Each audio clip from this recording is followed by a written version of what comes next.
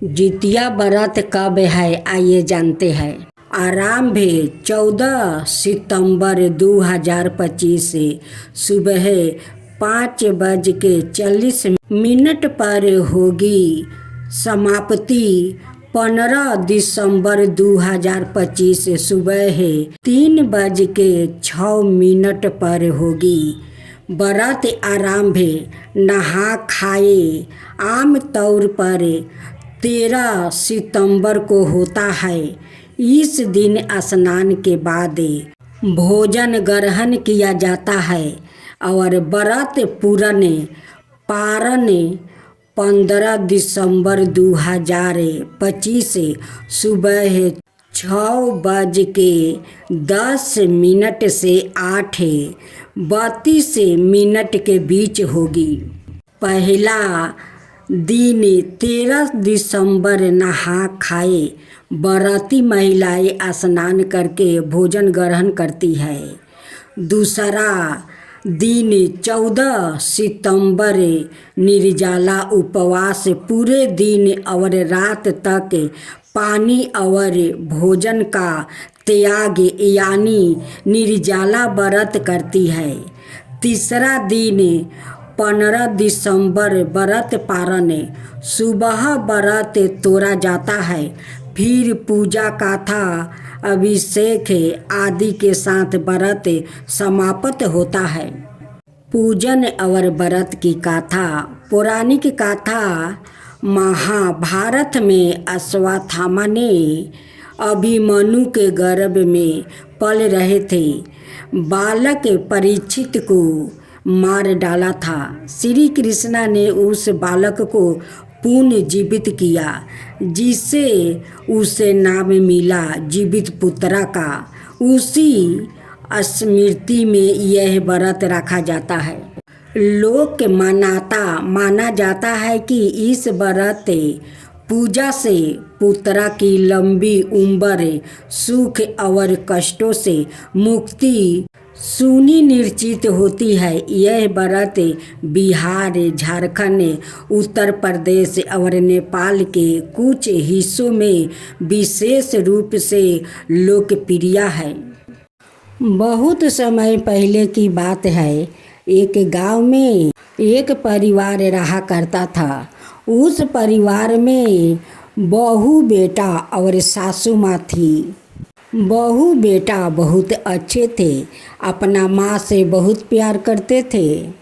बहू अपना सासू माँ से बहुत प्यार करती थी, लेकिन उनकी बेटा अपना पत्नी से थोड़ा ज़्यादा प्यार करते थे।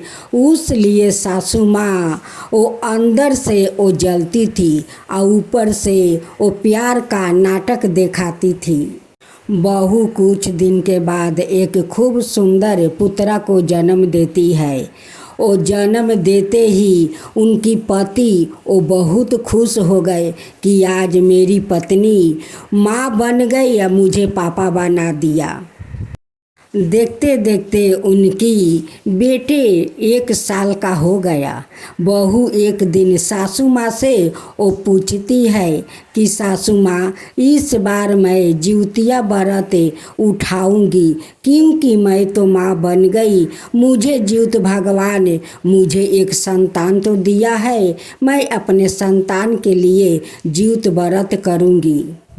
लेकिन बहू का जीवितवाहन व्रत का वो नियम पता नहीं था कि कैसे किया जाता है। एक दिन सासू माँ से पूछती है कि सासू माँ, जीवित भगवान का इस बार व्रत करूँगी, लेकिन मुझे पता नहीं है कि जीवित भगवान का नियम क्या है। आप तो जानती है, मुझे बताइएगा। सासू माँ कहती है कि मैं तो बहुत पहले जीवित भगवान का व्रत छोड़ दिया है, अभी मुझे पता नहीं है, लेकिन मैं पड़ोस में जाकर पड़ोसिन से पूछ कर आऊँगी तो तुझे बताऊँगी। सासू माँ तो अंदर अंदर गलत सोचे रही थी कि कहीं मेरा बेटा मुझसे छीन ना जाए और इतना जो अपना पत्नी और बच्चे से प्यार करता है मुझे कहीं भूल गया तो मैं कहाँ जाऊंगी। सासू माँ के अंदर गलत सोचे आ रहा था। किंतु ऐसा नहीं था, क्योंकि उनकी बहू और बेटे बहुत अच्छे थे। अपना वो सासू माँ से प्यार करती थी और बेटा अपना माँ से। लेकिन बेटा बहू को पता नहीं था कि मेरी माँ अंदर अंदर मेरी पत्नी से जल रही थी, और बहू को भी पता नहीं था कि सासू माँ अंदर अंदर मुझसे जलती है। एक दिन सासू माँ अपना बहू से वो गलत गलत जीवत व्रत का वो नियम बता रही थी। लेकिन बहू को पता नहीं था कि मेरे सासू माँ गलत बता रही है या सही। लेकिन सासू माँ सारे नियम गलत बता रही थी। सासू माँ कहती है कि बहू, पड़ोसिन तो यही नियम बता रही थी कि पहला दिन घर आंगन गोबर मिट्टी से लिपना और स्नान करके भोजन बनाना। आज जो शाम का भोजन बनेगा हम लोग सभी भोजन करेंगे। आज जो बच जाएगा वही भोजन जीवित भगवान को चढ़ा देना। और जिस दिन उपवास करोगी उस दिन अपना नाखून काटना और बाल साबुन से धोना। यही पड़ोसिन बता रही थी नियम में।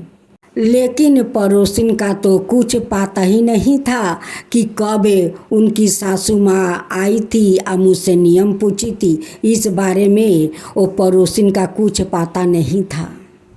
बहू सासू माँ का कहे अनुसार नियम करती है। वो शाम को भोजन बनाती है, सभी लोग भोजन करते हैं। और जो बच जाता है वही सवेरे झिंगुनी के पाता पर बहू जीवित वाहन और चिली सियारिन के वो भोजन दे देती है। सुबह उठकर घर आंगन को लिपती है, अपना नाखून काटती है, बाल को साबुन से धोती है। उनकी बच्चे सोए हुए थे और वो नाखून काट रही थी। और जैसे जैसे नाखून काटती है वैसे वैसे उनकी संतान का पैर का सारा अंगूर कट जाता है और रक्त बहने लगता है। जब वो नहा धोआ कर वो जाती है, देखती है कि उनकी बच्चे के दोनों पैर का अंगुल काटा हुआ है और रक्त बह रहा है। सासू माँ से कहती है कि सासू माँ देखिए तो मेरा बेटा को क्या हो गया। दोनों पैर का आंगुर काटा हुआ है और रक्त बह रहा है, देखिए तो ये सब कैसे हो गया।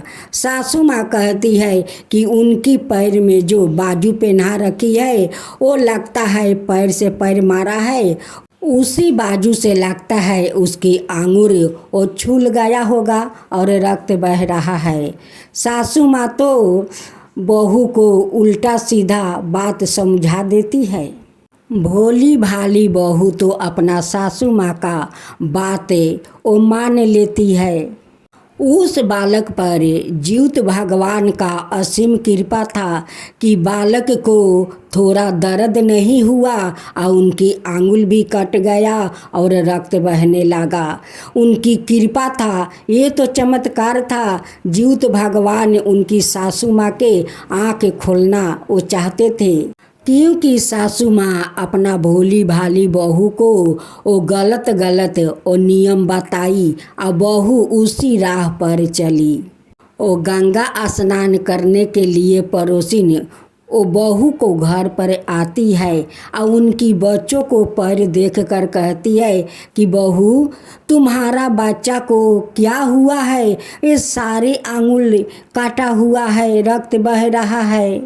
बहू कहती है कि मुझे पता नहीं है, मैं तो जीवित भगवान का आज सुबह घर आंगन लीप कर नाखून काटी और बाल साबुन से धोआ।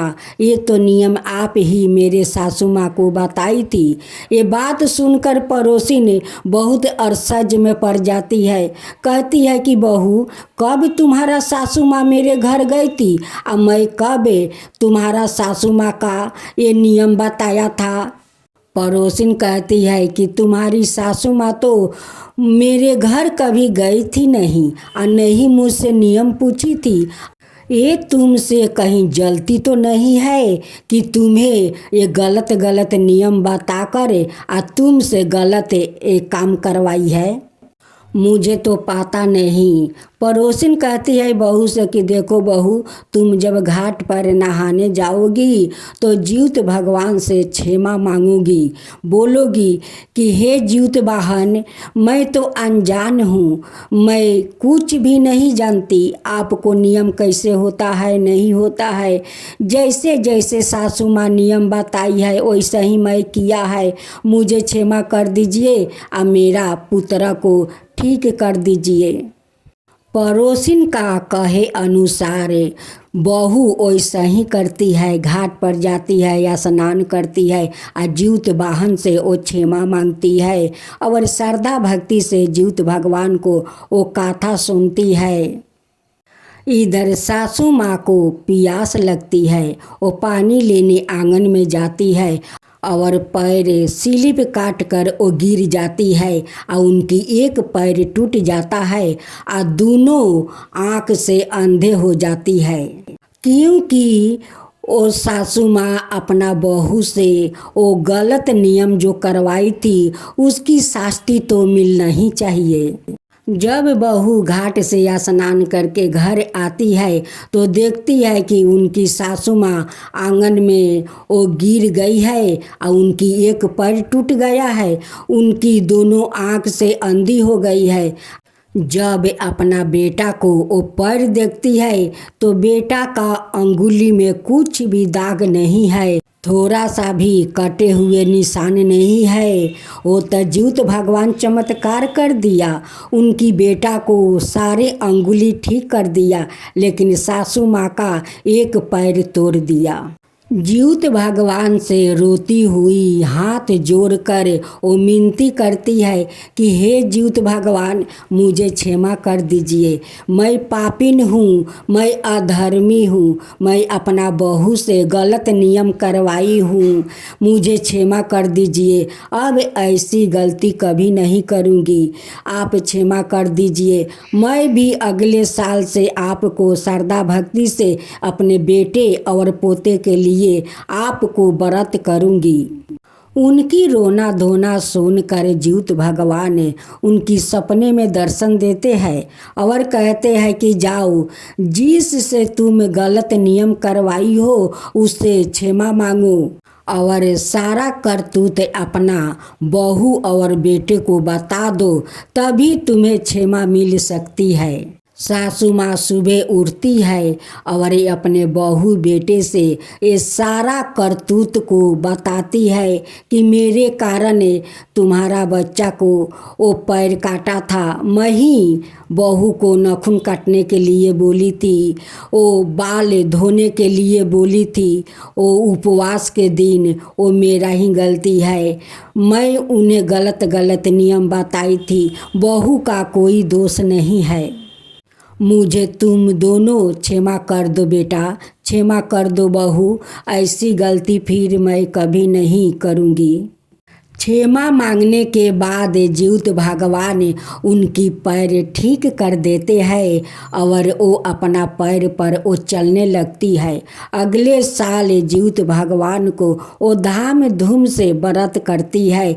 तो बोलो जीउत भगवान की जय, जीउत वाहन की जय।